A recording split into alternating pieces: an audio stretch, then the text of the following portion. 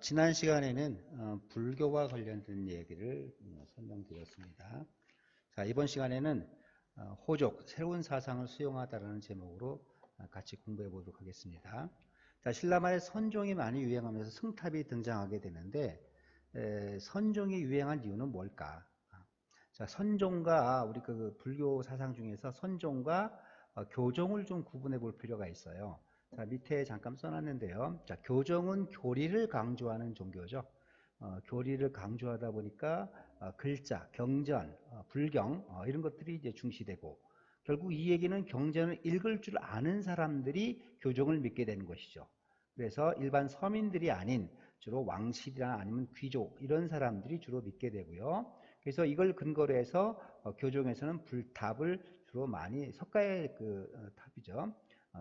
불탑을 많이 만들게 되고 이 교종은 5개 종파로 나눠지게 됩니다.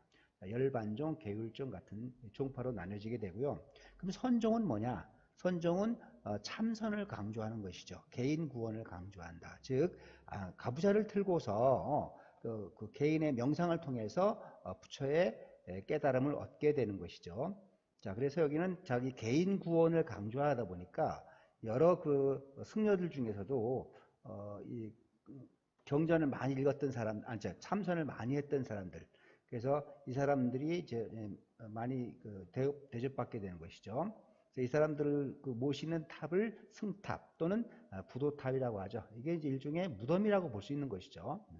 그래서 선종은 9개 종파로 나눠지게 되는 것이죠. 여기 이염의 수미산이라든가 무염의 성주산, 도의의 가지산 이렇게 이런 해서 9개로 이제 나눠지게 되는 것이죠.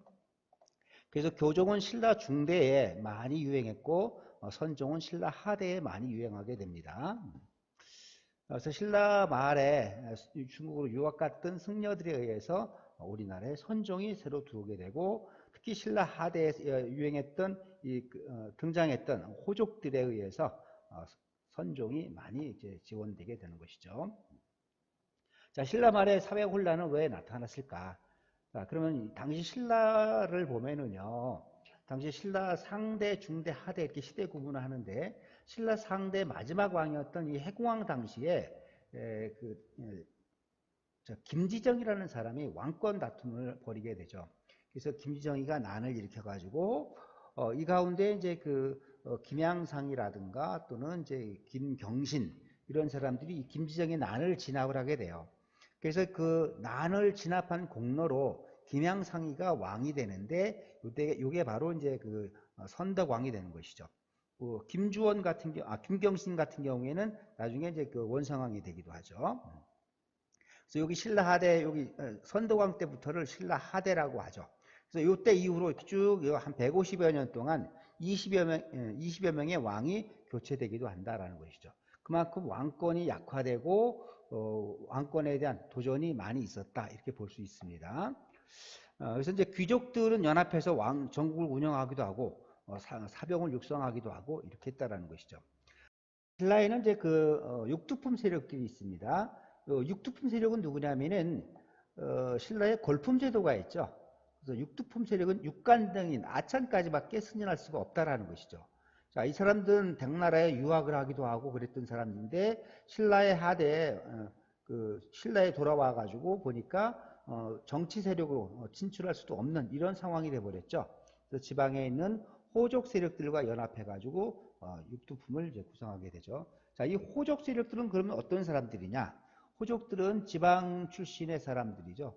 주로 대농장을 소유하고 농민수탈에 저항했던 사람들인데 이 호족 세력들은 장군이나 성주 뭐 이런 스스로 이렇게 지칭하기도 했습니다. 이 사람들은 대체로 이제 왕권 다툼에서 패해가지고 지방으로 내려간 낙향 세력들, 그다음에 지방 출신의 이제 촌주 세력들, 또 그다음에 이제 군사 세력들, 군진 세력들이죠. 이런 사람들이 이제 호족을 구성하면서 일정 지역을 통치하는 이런 역할을 하게 되죠.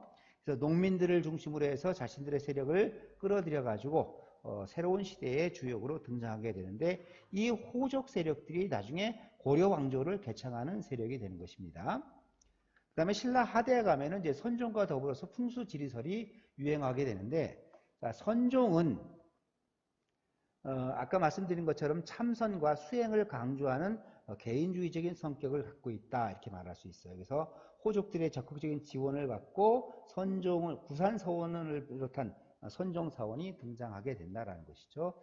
자, 여기 지금 선종과 교과서에 나와 있는 내용이에요.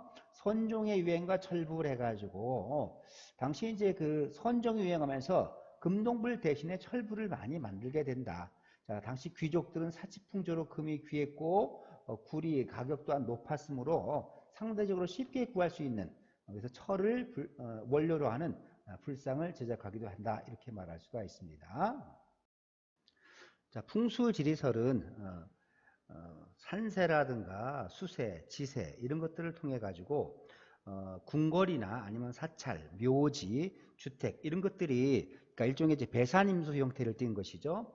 이런 것을 통해서 인간의 기륭화복을 점치는 이런 종파라 볼 수 있습니다. 그래서 이런 것들을 통해서 지방의 지리적인 중요성을 자각하게 되는 것이죠. 자, 그렇다면 이제 후삼국은 어떻게 성립되었을까? 자, 먼저 견훤에 대해서 보도록 하겠습니다. 자, 견훤은 원래 이제 그 상주 출신의 그 사람이죠. 자, 그러다가 이제 진성여왕 때 신라 지역을 공격하고 그러면서 이제 900년에 완산주, 전주 지역이죠. 완산주 지역에다가 도읍을 정합니다. 그래서 여기 견훤은 후백자라고 정하고 중국 및 거란과 외교 관계를 설정하기도 하죠. 그런데 이제 927년경에 신라에 쳐들어가 가지고 당시 경예왕이죠. 경예왕을 피살시키고 신라의 마지막 왕이었던 이제 그 경순왕 김부라는 사람을 경순왕으로 앉히고 그리고서 이제 철수하게 됩니다. 그래서 신라 사람들은 이 견훤을 굉장히 두려워하고 견훤에 대한 그 배격함이 아주 많았다는 것이죠. 견훤 같은 경우에는 그 아들들이 이제 그 여럿이 있었는데 신검, 용검, 뭐 양검 이런 사람들이에요. 그다음에 넷째 아들이 이제 그 금강이라는 사람이었는데 견훤은 금강을 아주 예뻐해가지고 금강한테 왕권을 넘겨주려 했는데 그 큰아들이었던 신검이 이에 반란을 품게 되죠. 그래서 견훤을 그 금산사에 그 유배를 보내게 되고 금산사에 gat혀있던 견훤은 큰아들한테 유배를 당했으니까 얼마나 또 한스럽겠습니까? 자, 그래서 나중에 이제 그 고려를 세웠던 이 그 왕건에게 도움을 요청해서 왕건의 군대와 더불어 신검의 군대를 공격하게 되죠. 그래서 결국 후백제가 멸망하게 되는 겁니다. 935년에 멸망을 하게 되죠. 자, 궁예 같은 경우에는 후고구려를 건국했다 그랬습니다. 자, 궁예는 여러분들 잘 아시겠습니다만 이제 그 신라 진골 귀족의 헌안왕의 서자 아니면 어떤 사람은 뭐 경다광의 서자다 뭐 이런 말을 합니다만은 어쨌든 이 그 궁예가 태어날 때 뭐 하늘에서 뭐 그 구름이 많이 솟고 별이 반짝거리고 뭐 이런 상태에서 궁예가 태어났다 그래요. 그래서 이제 궁예가 뭐 하늘의 그 왕을 이어갈 그럴 사람이다 뭐 이래 가지고서 신라 왕이 궁예를 제거하려고 하죠.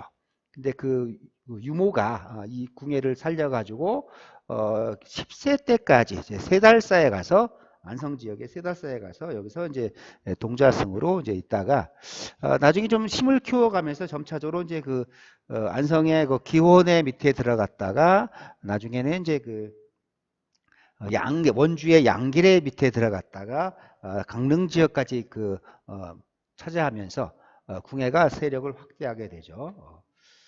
그리고 이제 그 궁예 같은 경우에는 그런 이후에 이제 철원이라든가 송악 지역을 그 장악하면서 송악의 도읍을 정하죠.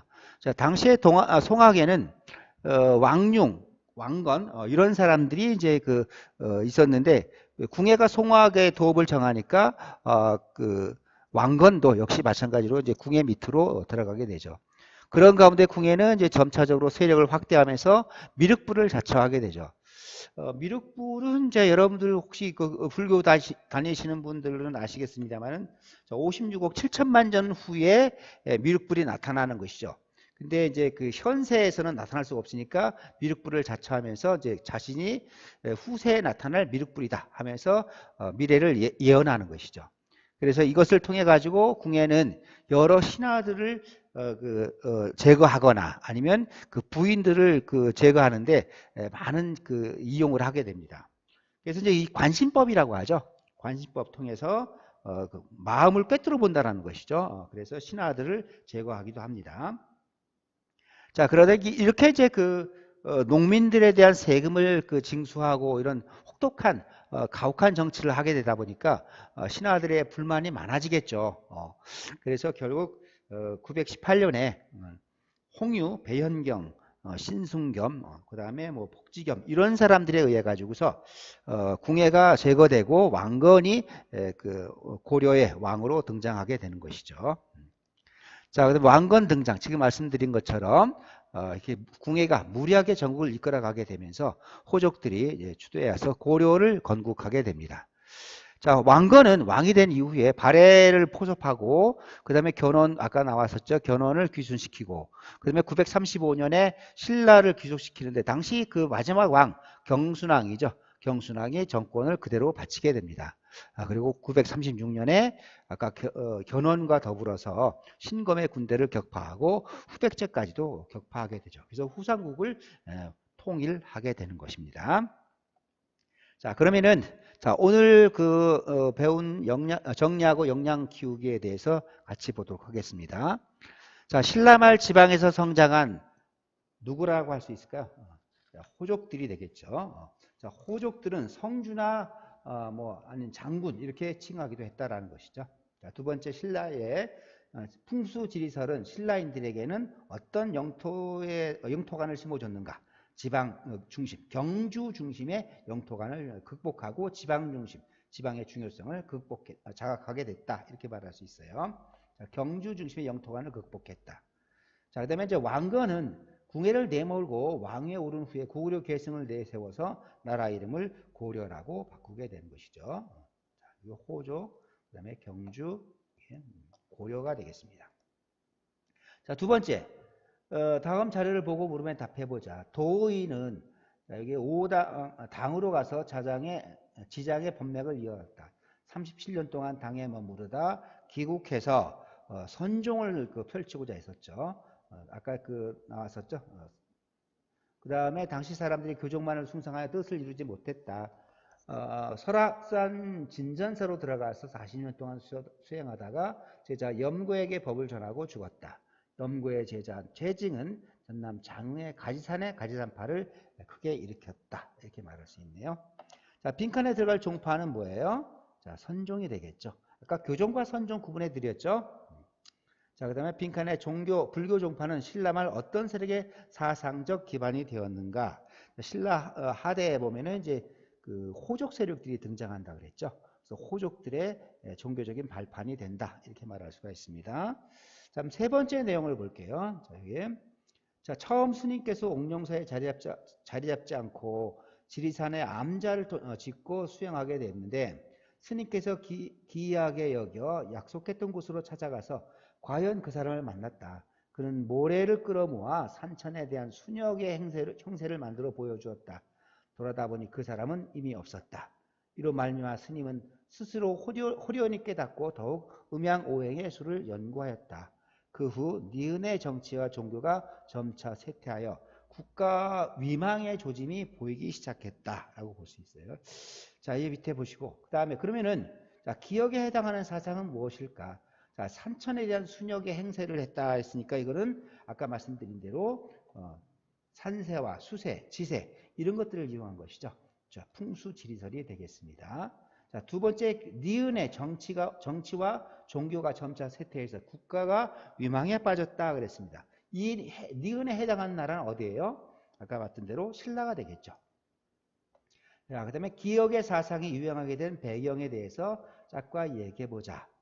자, 신라 말의 중앙에서는 진골 귀족들이 극심한 왕권 쟁탈을 벌이게 되고 지방에서는 호족들이 성장하게 된다. 자, 호족들은 풍수지리설을 근거로 해서 지방에서 독자적인 세력을 형성하고 호족들은 지방에서 풍수지리설의 영향으로 경주 중심에서 벗어나 지방의 지리적 중요성을 자각하게 되었다. 이렇게 말씀드릴 수가 있습니다. 자, 오늘 여기까지 보시고요. 다음 시간에는 고려에 대해서 다시 한번 살펴보도록 하겠습니다. 수고하셨습니다.